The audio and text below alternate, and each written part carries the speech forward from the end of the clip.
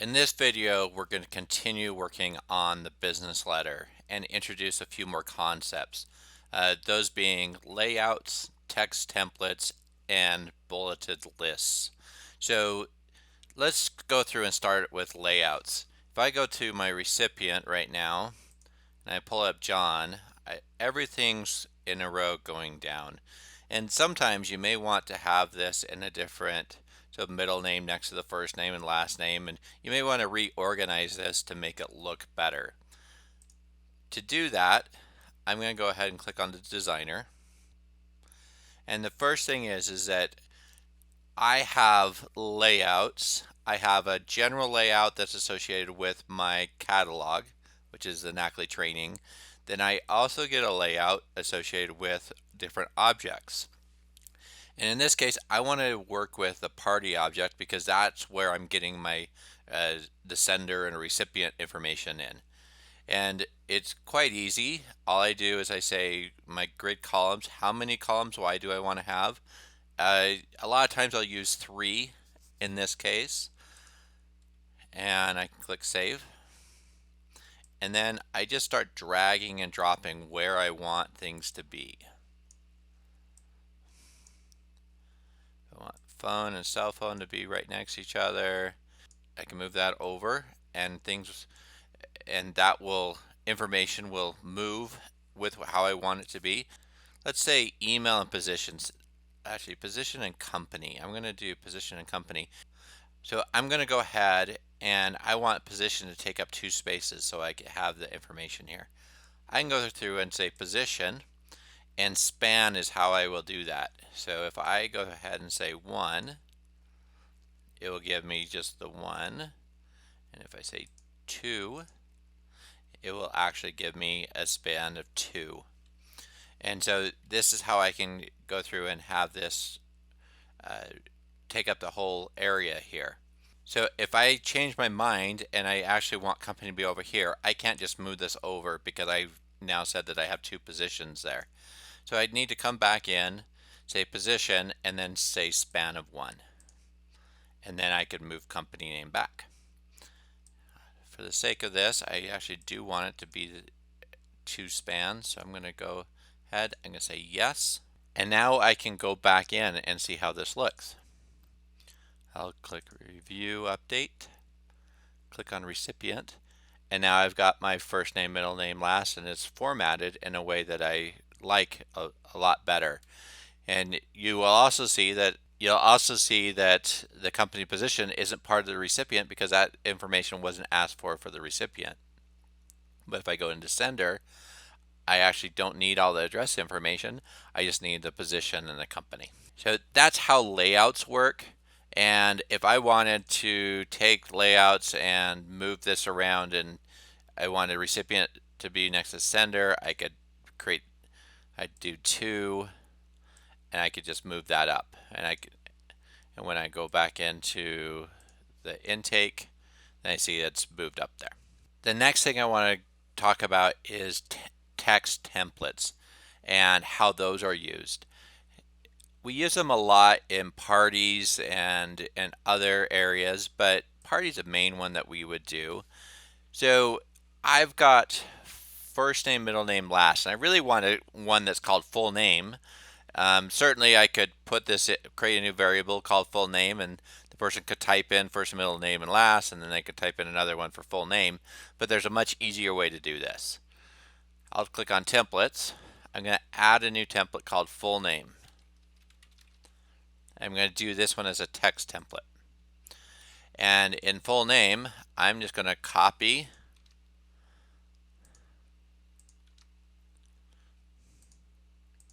my first, middle name, and last name over.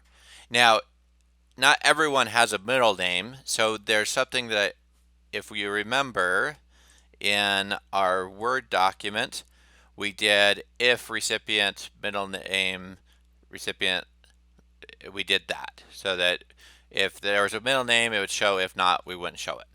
Well, there's an easy way to do this. So I can go through and we're going to add spaces in here because we're going to need a space. And I'm going to do if middle name.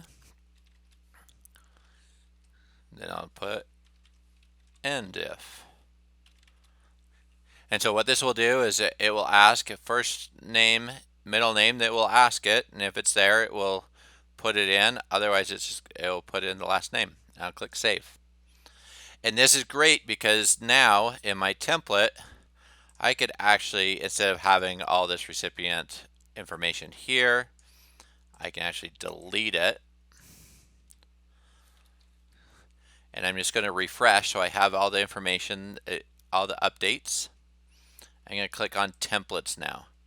And what you'll see now is we have this one that's called full name. I'll make sure to do that and double click, and then I get recipient full name, and this will give me the full name, and it just makes the document look a little bit cleaner, and now I can use full name wherever I want to in the document. Now we also have address here. That's the same sort of situation. I may use a block address or inline address, and I want to be able to have that information. I just want to say recipient block address or recipient inline address, and it will just bring it in the way I want it to come in without having to add all these extra variables. And this becomes really powerful in Knackly that you can create these. So I'm going to create a block address, and I'm going to do address, and I'll do city, state, zip, put my comma there, and that gives me a block address. I'm going to save it, and I'm going to create an inline address. And in this case, I'm actually going to copy this. I'm going to call it inline address as a text, and I'll put my comma here. So I now have an inline address. I'll save it.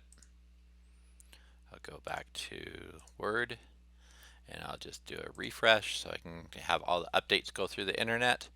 And then I've got templates. I can do a block address and inline address. So I could now actually go through, delete that, and do my block address, and that will bring in my information, the same information that I had before.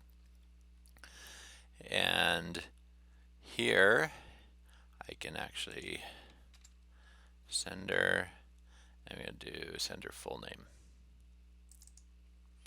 as well. So that's the way you can go through and do text templates. And at a party level, it just means that now I've created basically created a new variable that I can access with all of my party types, my party objects. I can also do these at this level too, at the catalog level, and add a text template that goes through and does some combining, and we'll do that on occasion as well. Now I want to go through and talk lists. And a list would be information that you want to, in essence, repeat over and over again. In this letter, we have I'm writing in regards to. So say really instead of regards to, I put a colon here, and I really want a bulleted list that I have multiple things that that I'm writing about. I have two ways that I can do this. I can do this as a text variable that is a list of different text variables that I can just freeform in there, or I can set it up as an object. Say I have a couple of pieces of information that I wanted to add in. I can set it up as an object. I'm going to show you both. So first off, I'm going to create a new variable, and it's going to be a text, but instead of being single, I'm going to do it as a list. I'm going to call it description.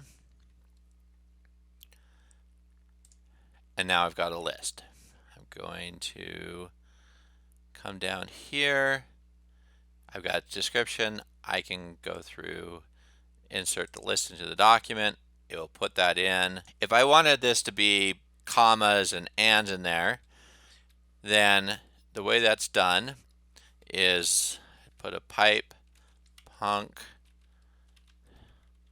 1, 2, and 3. And this would give me a list of all the information of all these things that I'm writing about one after another. And that is on our website. You can actually see that on our cheat sheets and list examples, which is tell you what our different options are there. So the next thing I want to do is I'm going to actually do the exact same thing, but in this case I actually want the list to be bullet points. So I'm going to come down here. I'm going to say insert list into document.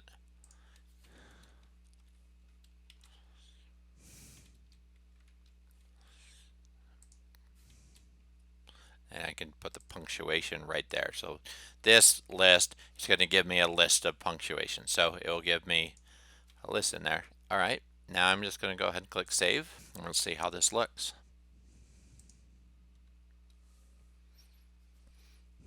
Okay. Now go ahead and review the same business document. You'll see now I have a description here. I can say in response to my letter. Then I could say this is a test. I could add another one. I could keep adding. I'll do one more just so that this is test 2. I can go ahead and click complete.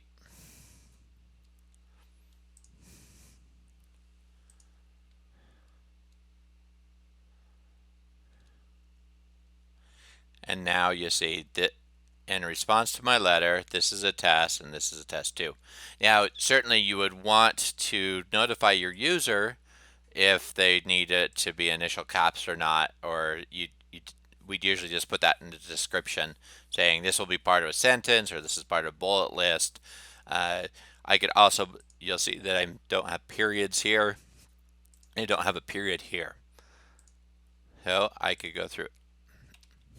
I'm going to add a period on the end, and if I put a period right here, then it will, with that, it will give me a period after each line. So the periods will come in. I can save that and update it. So this is how you could do a text list, and it's a very simple list. Now, say I really wanted another list where I wanted to gather a couple of pieces of information about the specific case. So say I wanted a date, an amount due, and a description. To do this, I actually do need to come to the online designer. I'm going to create a new model I'm going to call it fee, and I'm going to do it as an object and keeping it lowercase because I'm actually going to use fee elsewhere in uppercase. I'm going to say I'm going to do a date due. You'll see here I'm not everything's just a single. I'm going to do a number, amount due, and then I'm going to do a description. I'm going to click save. I've now created a object model that has these pieces of information in it. Now I come to the Knackly training catalog, and I'm going to add a list of fee models. So object and fees, and I'll just call it fee. And basically what this is going to do is it's going to allow you to repeat all this same information over and over again so you can collect all the pieces that you need. I'm going to click OK and save it. Now if I want to insert that in, I'm going to go back to the document and I'm going to click refresh so I make sure I get everything that I had online, and I'm going to insert a new list. And you'll see here I have now this fee list. I'm going to do it as a list, and it automatically puts in a couple of pieces of information in there for you just to give you an idea of what's possible. Uh, it maybe sometimes you just need the due date, and sometimes you don't. You just need an amount due. But I'm going to do this as a bullet. I'm going to say due date colon, and I'm going to do the amount due on the next line. Got rid of that accidentally. Amount due. I could put dollar sign in there. And then I'm actually going to add a heading here, which will be my description.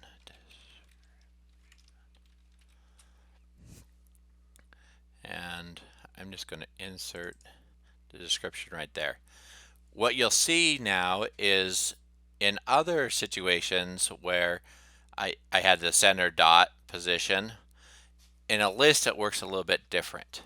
In a list, once we say list fee, which is your top variable name, then everything under it just comes in as the actual variable that's part of the list. So you'll want to make note that that is a little bit different in when you're using lists. Now I've got my description, I've got my due date and amount due. Now let's see what that's going to look like. Now let's pull it up and see how it looks.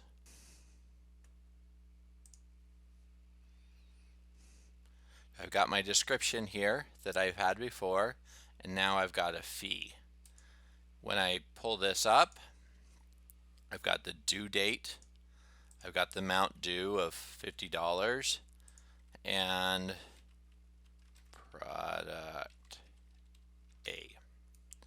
Now I could go through and reorder these as well, so I could do my description, my due date, and amount due, and then it gives me information there. And I'll show you how we can change that here in a minute. So due date, I'll do 40, product C. So I've got two pieces of information there. I'm going to hit complete, and I'll show you the document. There will be a couple of things that we're going to want to do here. First of all, we're going to want to get the date formatted in something besides the long date. So you'll see description product A, due date May 28th, and product C, and the amount there. Okay, so a couple things I want to do there. First off, I want to change my order, so I'm going to do my description first. And you'll see up here in the summary template, you'll see if I switch, it actually moves my dates. So I'm going to put description up there first, and this summary template is what gives me what information is in the list. I'll go ahead and click save. I can customize this with other items. A lot of times, well, in the case of a party, I'd actually bring in full name there and actually type it in. I'll add more information. So next, I'm going to go through and change. I need my date to be different. Once again, I'm going to go out to my help. I'm going to just go back to formatting cheat sheet and date. And I want to have, I'm going to have this type of format, so I'm going to just copy it. I like to paste with A so it brings in the format. That looks good. We'll go ahead and save it. And I'll go click review and update and click complete. And you saw that it had product A up there. And then when I go to the document,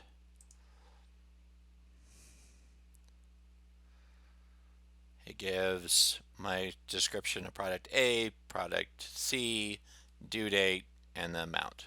And I could go through and get my spacing. I've got that spacing off. That's easy to fix. I don't have a space there. This one I do. Click save, and everything's complete. That's how you go through and use lists, layouts, and text templates. Look forward to helping you in the next video.